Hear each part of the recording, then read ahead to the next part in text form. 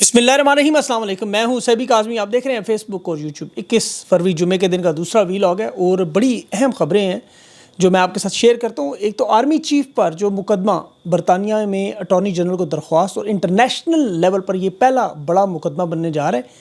ये मामला आगे बढ़ेगा या नहीं, इसकी तफसील आपको बताता हूँ। जो विल्सन की दूसरी ट्वीट आ गई, वो बाज नहीं आ रहा। जमहूरियत बहाली का मुतालबा और इस पर आज हुकूमत का सरकारी रद्द-ए-अमल भी आया। अमेरिका के दबाव का क्या जवाब देंगे?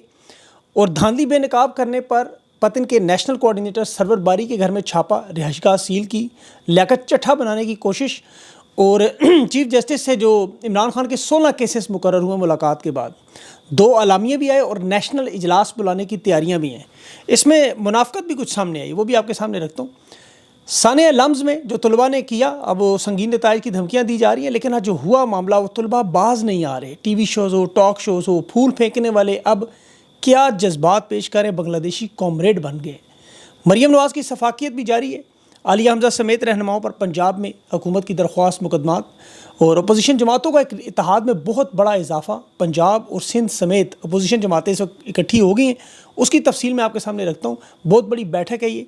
रेड जोन पार्लियामेंट में भी इस वक्त सरकारी मुलाजमीन का धरना है। इस धरने की भी थोड़ी सी बात ज़रूर करूँगा, लेकिन सबसे पहले जो अमरीका और बरतानिया में मामलात में शिद्दत आई और ये इनफरादी सतह पर केसेस शुरू हुए। आर्मी चीफ़ के ऊपर बहुत बड़ा केस, उससे पहले अभी जो विल्सन की ट्वीट में देख रहा था, ये बाज नहीं आ रहा जमहूरियत की बहाली पर। अब जो ट्वीट आई है ये बटजीना, आपको पता है इवान शेली जो कि जॉर्जिया का एक अरबपति कारोबारी ताजर है, वज़ीर आज़म भी रहा है पहले, अब वज़ीर आज़म ना होते हुए पसे पर्दा हुकूमत को कंट्रोल कर रहा है। इसका ताल्लुक फ़ौज से नहीं है, सियासतदान है, अरबपति है।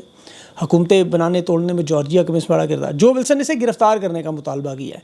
फिर ट्यूनिस में आपको पता है वहाँ जो मौजूदा सदर है सईद कैस, उसने पार्लियामेंट मुअत्तल करके 2019 में हुकूमत गिराई थी और अपनी सदारत में बड़ा जुल्म सितम किया। ये भी जमहूरियत का दुश्मन है, इसकी गिरफ्तारी का मुतालबा। और साथ पाकिस्तान के army chief general Asim Munir के इसने नाम लिख दिया, बल्कि इनका नाम पहले नंबर पर उसने लिखा है। और जमहूरियत को कहा कि पाकिस्तान में और इन तमाम मालिक में बहाल किया। ये तो अमेरिका से ट्वीट थी, लेकिन जो बरतानिया में अब हुआ वो इंटरनेशनल लेवल का मामला बन गया है। माइकल पोलॉक, इसने एक तूफ़ान खड़ा कर दिया।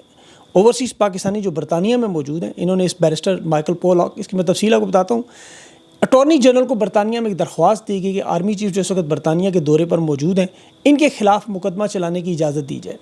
और ये बाकायदा तौर पर 26 नवंबर इस्लामाबाद के कत्ले-आम के सिलसिले में जो मुजाहिरीन, जिस पे आपको पता 14 शहादतें थीं, बराह रास्त गोलियाँ चलीं, और इस मामले में इनके पास जितने भी सबूत और शवाहिद हैं वो अब बरतानवी अदालतों में गैर जानिबदार अंदाज से पेश करना चाहते हैं।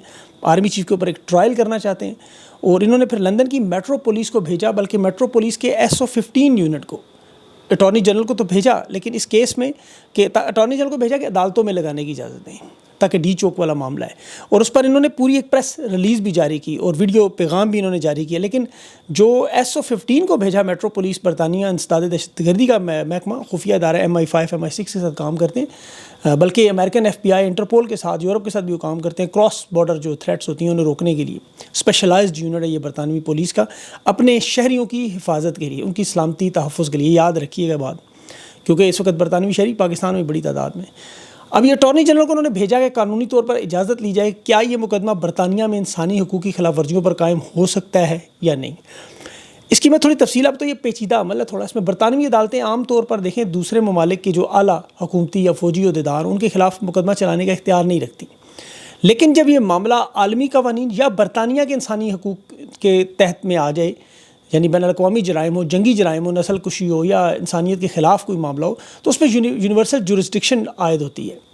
और उसमें फिर चूँकि चीफ़ को आर्मी चीफ़ जो है रियासती इस्तिस्ना हासिल है, ये मुकदमे का सामना इस तरह बराह रास्त नहीं होता। लेकिन जब सबूत हों कि बैनुल-अक़वामी जंगी जराइम हुए, इंसानी हकूक़ की खिलाफ वर्जियाँ हुई, तो ये मामला फिर बराह रास्त बैनुल-अक़वामी अदालत इंसाफ में या बैनुल-अक़वामी जो फ़ौजदारी अदालत ICC या ICJ, उसमें ये ट्रांसफ़र हो जाता है। अब बरतानवी अटॉर्नी जनरल से मुकदमे की इजाज़त लेने की वजह ये थी कि अगर बरतानिया के या बैनुल-अक़वामी मुआहदों के तहत यहाँ पे जो मुतासर अफराद हैं, और अगर उसमें कोई बरतानवी शामिल हुआ, ये ज़रा गौर, अगर कोई बरतानवी शहरी निकल आया 26 नवंबर के साने में, कोई ज़ख्मी, कोई शहीद, उसका कोई नुकसान, तो फिर तो वो बराह रास्त पार्टी बन जाएंगे।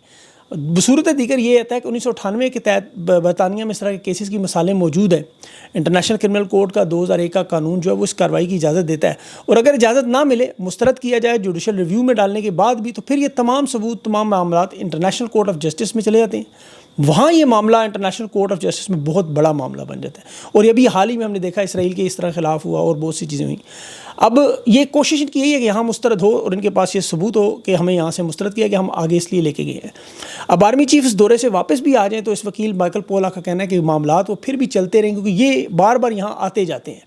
اب مائیکل پولا کی تھوڑی سی پروفائل دیکھیں. چرچ کورٹ چیمبر کی ان کی بہت لندن کی بہت بڑی ان کی فرم ہے.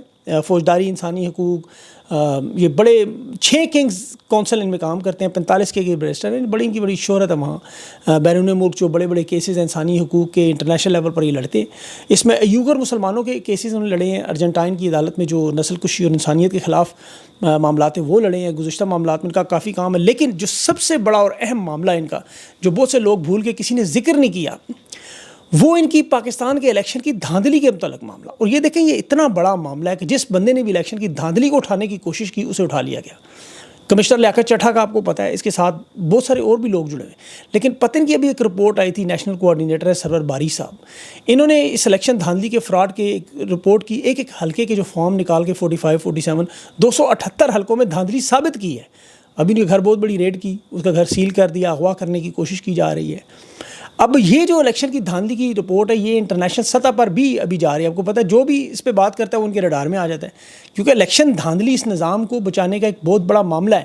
اب یہ جو اوورسیز پاکستانیوں نے کام کیا انہوں نے اس انٹرنیشنل انکوائری پہلے ہی کروا لی ہے. وہ رپورٹ شائع ہو چکی ہے. یہ یاد رکھیں بہت سے لوگوں نے اس پہ کام نہیں کیا. میں حیران ہوں اوورسیز پاکستانیوں نے جو برطانیہ میں بین الاقوامی ماہرین کا ایک پینل بنایا جس میں 5 ممالک کے پارلیمنٹیرین سینیٹر شامل تھے.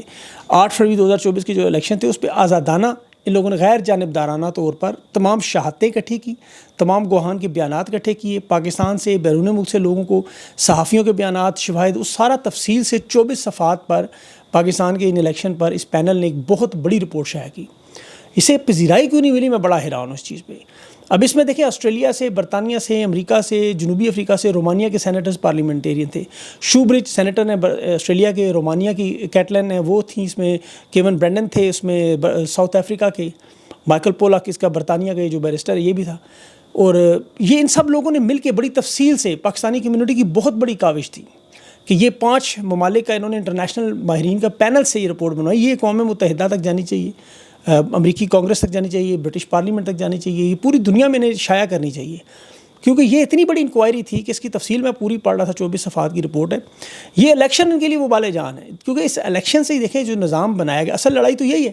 یہ جو کچھ ہو رہا ہے جنرل باجوہ سے شروع ہوا وہ یہی معاملہ تھا نا کہ ہم نے خان کو اقتدار سے نکالنا ہے, ہم لانے والے ہیں, ہم طاقت رکھتے ہیں. ماضی میں یہی ہوتا رہا.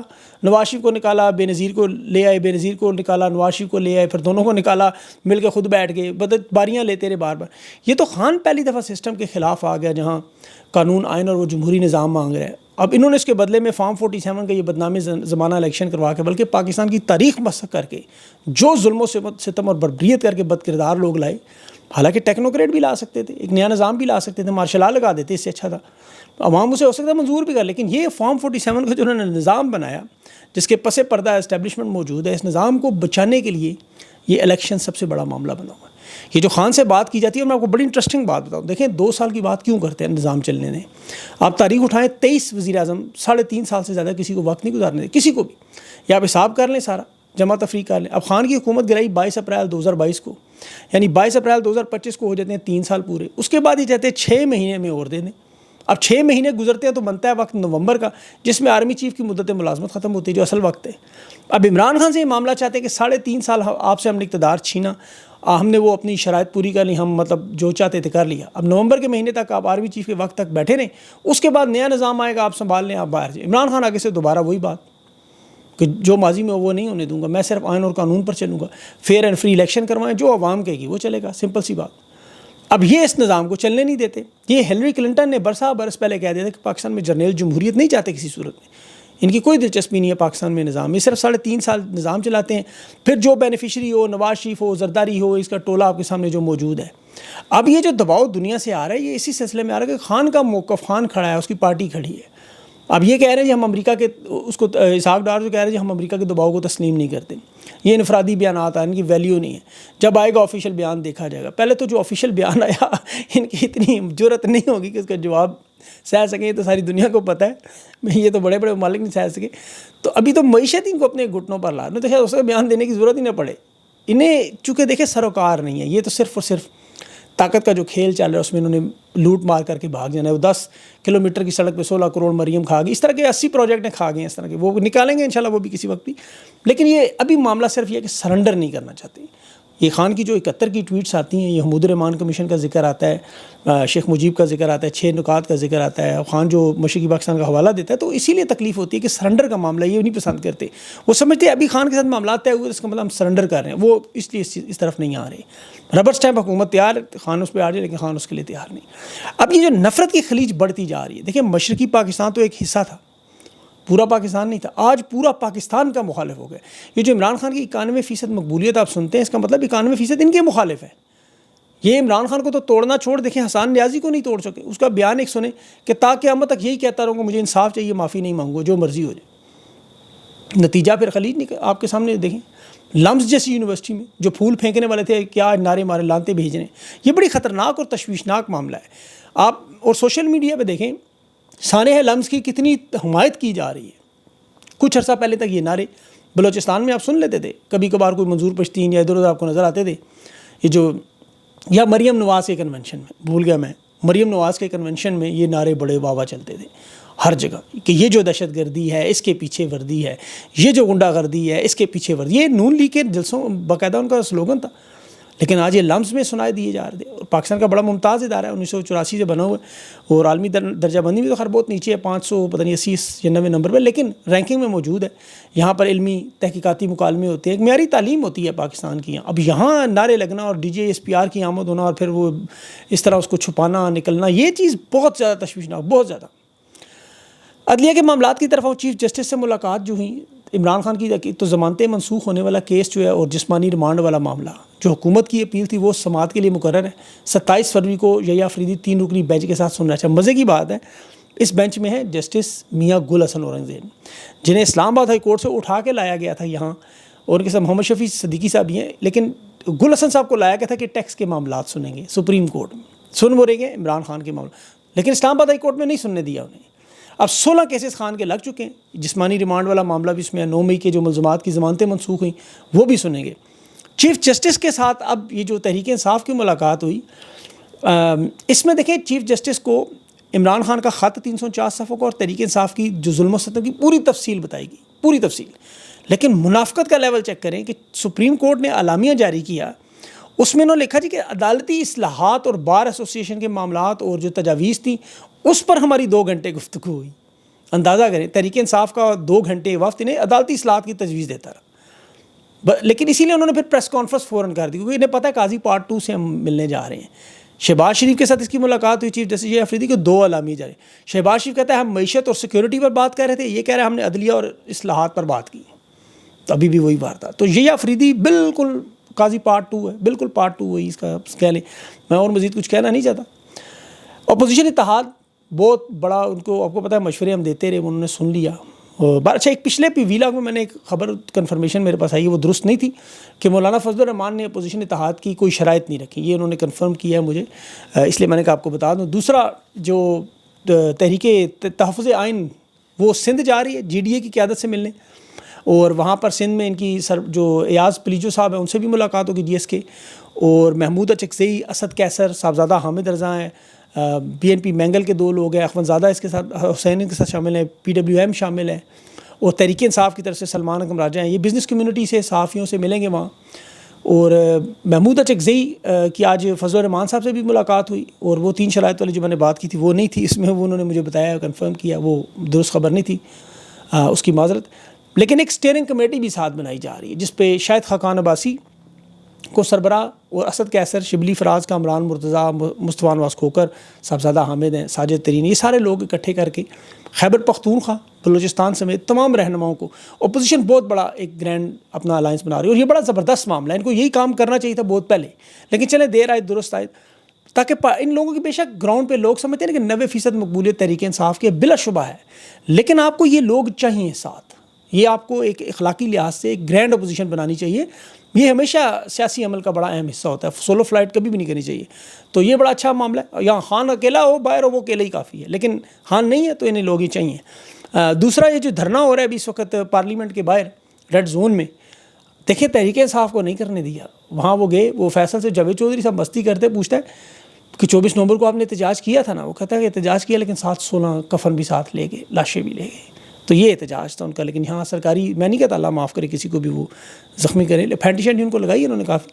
لیکن لوگ حیران ہیں, ریڈ زون میں بیٹھ کے پارلیمنٹ کے سامنے سرکاری ملازمین کو اجازت ہے, عوام کو اجازت نہیں ہے. کیوں؟ وجہ کیا ہے؟ تو اس پر انشاءاللہ پھر تفصیل سے بات کروں گا. وقت میرا ختم ہو رہا ہے, انٹرویو ابھی کرنا ہے بڑا لمبا, تو یہ آپ نے چیک کرنا ہے. ابھی کوشش ہے میری امریکہ سے انٹرویو کروں. یہ جو معاملہ ہوا ہے, یہ جو وکیل صاحب ہیں مائیکل پولک, انہیں بھی میں نے کہا ہے یہ بھی اگر آئیں تو تفصیل سے بات کریں پھر اس میں کہ یہ جو کیس ہے آرمی چیف کے بارے میں انہوں نے ڈالا, اس کا آگے فردر کیا ہے وہ ضرور چیک کیجیے گا. اپنا خیال رکھیں, مجھے اجازت دیں. اللہ حافظ.